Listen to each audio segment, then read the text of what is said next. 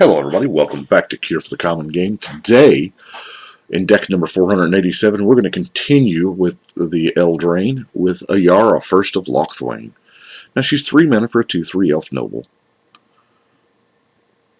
Whenever her or another black creature enters the battlefield under your control, each opponent loses 1 life and you gain 1 life. And then you can tap, sack another black creature to draw a card. So we have a little bit of card draw built in. One thing of note that she cares about is black creatures. So, you know, no artifact creatures or things like that. Or just generic creatures. It's got to be a black creature. So, I do kind of like it. There's that Aristocrat kind of feel there. So, you get a bump. You get a bonus, if you will, from playing black creatures and then sacrificing those black creatures. So I'll be honest with you, the very first card that I thought of when I saw this one was Hell's Caretaker. Now, Hell's Caretaker is a great card. Granted, you can only use it during your upkeep, so you're doing essentially 1 swap a turn. But there shouldn't be any problem making that swap, because we are running pretty heavy on creatures. So let's start with those. Here we go. Priest of the Bloodright. Now for 5 mana you get the 2/2, but you also get the 5/5 demon. And at the beginning of your upkeep you lose 2 life. So this is the perfect card to swap in and out with your Hell's Caretaker. Because as long as the priest is not in play, you don't take the damage. That's tied to the priest, it's not tied to the demon. So you can keep swapping it out, and not only do you get around the 2 life, but you keep getting extra demons if you can pop it back and forth. Corpse Augur. When it dies, you draw X and lose X, where X is the number of creature cards in target player's graveyard. So you can kind of mitigate your... Obviously, we're going to have a lot of creatures in our graveyard, but if we have too many, because I can see times where we're just going to, have too many dead creatures and it would kill us. So, another good thing to swap in and out. Priest of Gix may get cut later on, but I do like the ability to swap it out to get that 3 mana. However, it's during your upkeep, so that's the only thing that's, you got to use it during your upkeep or it's gone. But either way, that might be a slot for something better. Vampire Hexmage. Now, this obviously is going to put itself into the graveyard, killing planeswalkers or hydras or whatnot. But you can get it back to keep on doing it. So that's generally, if you're worried about one planeswalker, there's another one coming down the pipe, Gravedigger just gives us value, because if you Hell's Caretaker, swap in and out the Gravedigger, he brings a buddy with him, so it's just more value.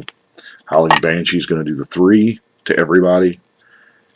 Gary, the Grey Merchant of Asphodel, oh man, swapping that in and out's a beautiful thing. It's a great card by itself, just bar none. Overseer of the Damned. Now, 7 mana, 5/5 flyer, but you get to destroy target creature. And then, whenever a non-token creature an opponent controls dies, you get a zombie. So, that's neat. Necrotal is a good 1/8/7 creature. Doom Dissenter is going to give you a zombie. So, there again, nothing else. Thorn of the Black Rose. Of course, it enters and you're going to become the Monarch.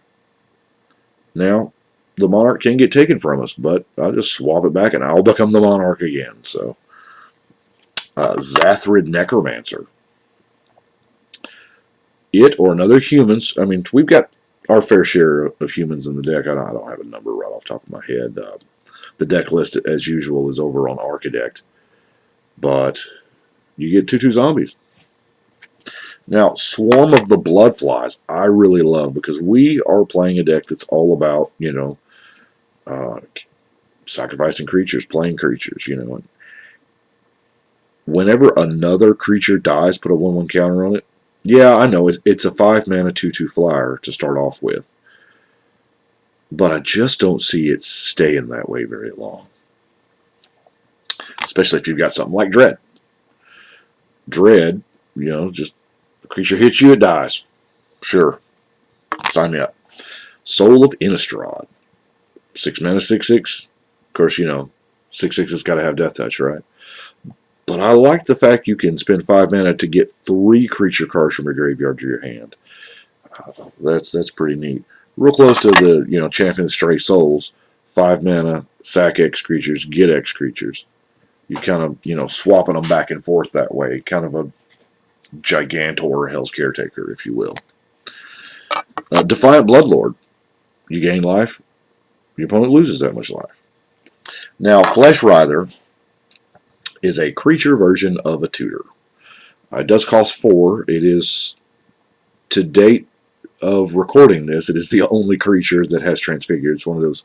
For Future Sight, they did a lot of future shifted cards, and pretty much they wrote a lot of checks that they don't have to cash if they don't want to. I don't foresee Transfigure ever making a big return or a big presence, simply because we're trying to get away from shuffling. It takes up time. Anyway, it's real close to a demonic tutor, or a diabolic tutor. Nothing beats a demonic tutor, I know, but that's Got a Wishclaw Talisman to try to, another copies of Tutors. Archdemon of Unks. Beginning of your upkeep, sack a non-zombie, then you get a zombie. So eventually this is going to, sacrifice itself if you don't have enough stuff to feed it. But it does generate zombie tokens. Sir Conrad was kind of made to go with her. I mean, yeah, this works on all the things that... Banshee. Now, the Banshee, I really like the Myriad in this particular deck. Well, I think I've been using Myriad for a couple decks now, haven't I? But anyway, the Myriad copies now grant the tokens exile at end of combat. So if you're going to do any sacrificing them shenanigans, you got to do it while still in combat. But they do enter the battlefield, so that's neat. Vindictive Vampire. Now, this is really close to her first ability. It may be her first ability. Deals 1 damage to each opponent, you gain 1 life. Now, Singular Autocrat brings some serfs with him. They are black creatures. But be careful if you're going to sacrifice the Autocrat first, because he takes the serfs with him. So you want to sacrifice the serfs first, for your sacrificing needs. Magus of the Mirror. Here again, I just like doing things like this, swapping life totals. Yeah, it's 2 toughness. It's sick. And I think that's what makes it fair. If you could just pop it out there and do it. But I like it. And you know what? The ability to recur it. You can play with everybody's life total. Fleshbag Marauder is a good removal spell. Sacrifice it, triggers all the things that we want to do. Skurstack High Priest. I don't think we're going to have problems triggering that morbid ability. The Reaver. Zombie Creation. Cloud of Cinders. Black permanent you control? Yeah, we're going to have a few of those. Zulaport Cutthroat is awesome. Cauldron Familiar. Enters the battlefield, each opponent loses 1 life, you gain 1. Now, I don't know that we can even produce food, but that's pretty much why it's in there, is that first ability. Pit Keeper, I kind of like. ETB, if you have 4 or more creature cards in your graveyard, you get to get 1 back to your hand. So, the Reassembling Skeleton, Tenacious Dead, Icarid, Nether Spirit, all creatures that, come back so that we can sack and then re-get them, rebuy them, if you will. And playing Nightmare simply because it is mono black. I know. At what point does Nightmare become a good card? See, I think Nightmare is a good card because I've been playing with it since, well, forever. But if you've got 6 swamps, is it worth it? 6 mana, 6/6 flyer? 7, 8? We play a format that generally games go longer, people have more lands, Bontu's Monument is like the perfect card. It's exactly what we want to be doing with this deck. Your black creatures, of which there are plenty, cost 1 less. And then when you cast a creature, each opponent loses 1 and you gain 1. So the one thing I fear for this deck is that the little pinpricks, if you will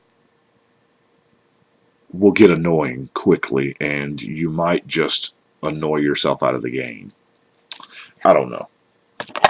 Urgolem's Eye, Dark Ritual, Heraldic Banner is, we're playing creatures and we're playing monocolor. So, Songs of the Damned.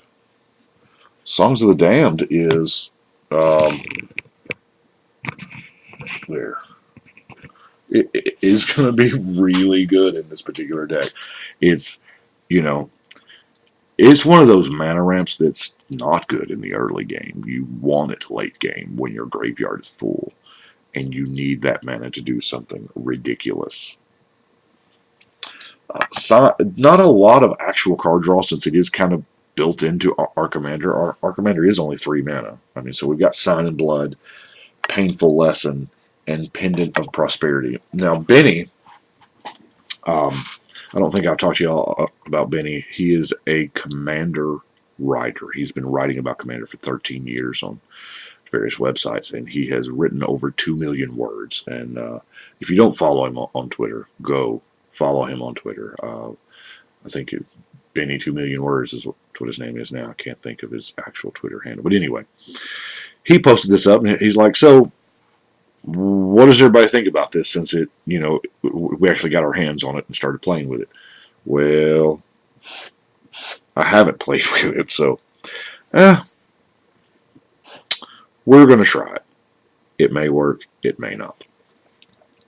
Bone Harvest can be a really good... I do like the card draw. I know it's delayed card draw, but I still like it. Now let's look at cards that are going to create tokens for us. The Curse of Disturbance. Yes, it does pass out tokens to everybody who attacks targeted player. And sometimes it is hard to pick the right person to curse. Yeah, I know that sounds weird, but Dreadhorde Invasion. Now, Dreadhorde Invasion is good, but I think, trying to get a better angle there. I think in this particular deck, it's good if you can get rid of that token every turn. You want to get rid of the token.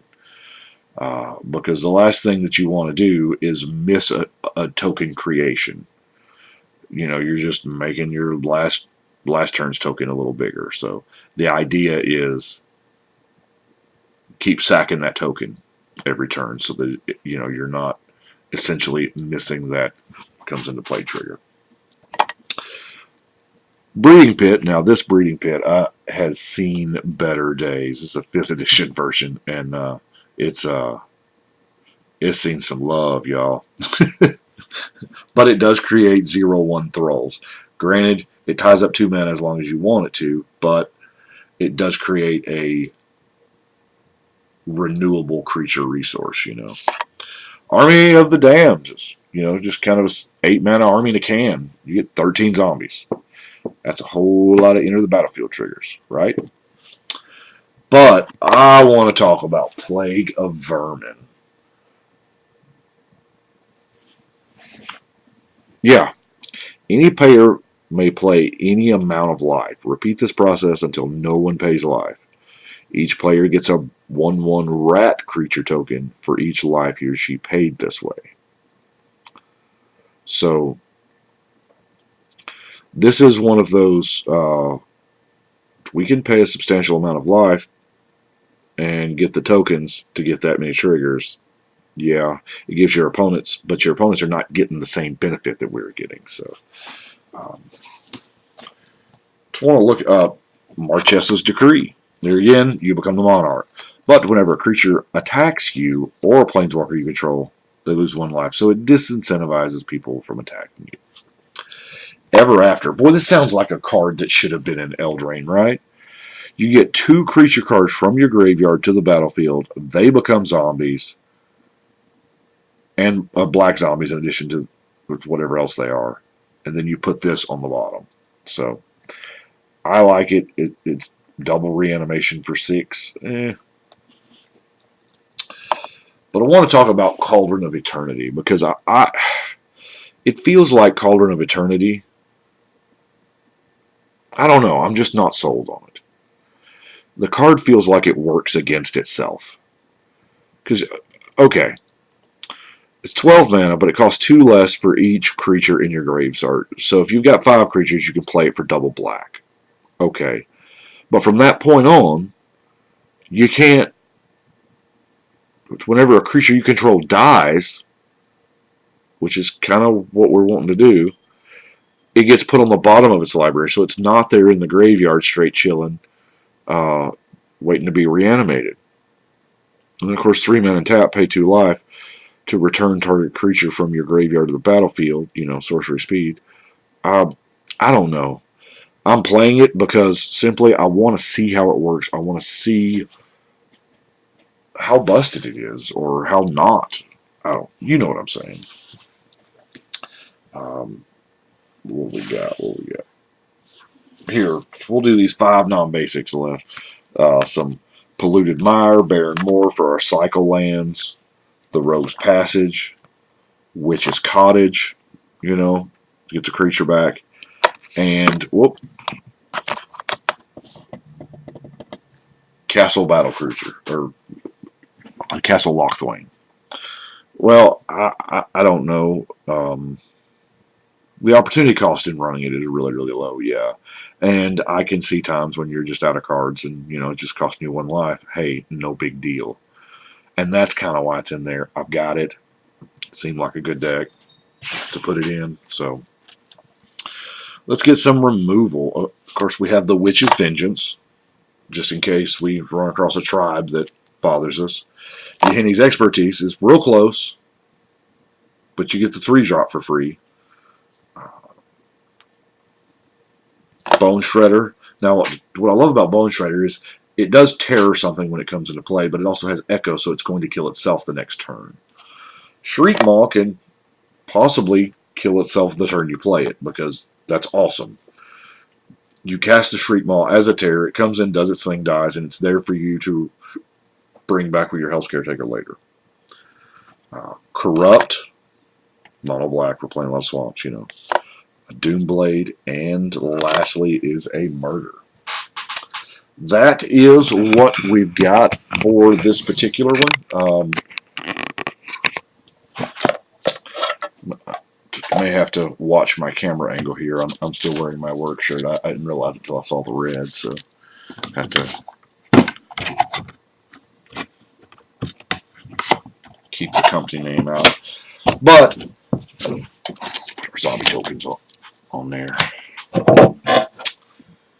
That's what we've got for Ayara. Was that how we're pronouncing that? Sometimes, actually, lately, Gavin has been doing pronunciation guides, which thank you so much, Gavin. I'm thanking him like he's watching. He's probably way too busy to watch this channel. But anyway, thank you, Gavin. But yeah, that's it.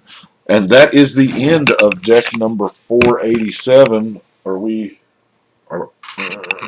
there? Yeah. We'll go ahead and put it up. What is that? 10 plus 3. That's 13 more decks to go for the to the big 500. I've actually started building deck number 500.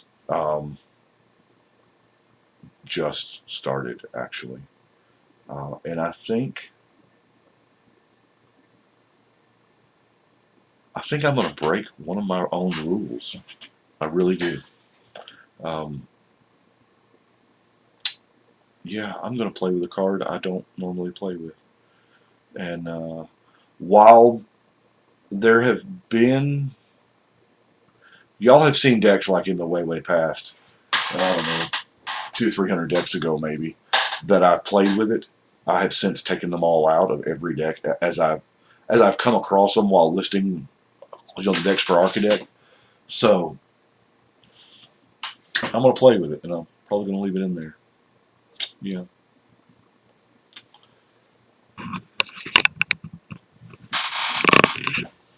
There we go. But yeah, I think I'm at 7 cards into deck number 500 now. It's going to be a process. Hopefully, I'll actually get it done before I get the other 12 decks ahead of it done. So I appreciate y'all watching. Y'all let me know what you think. And right now, we're going to shuffle and cut.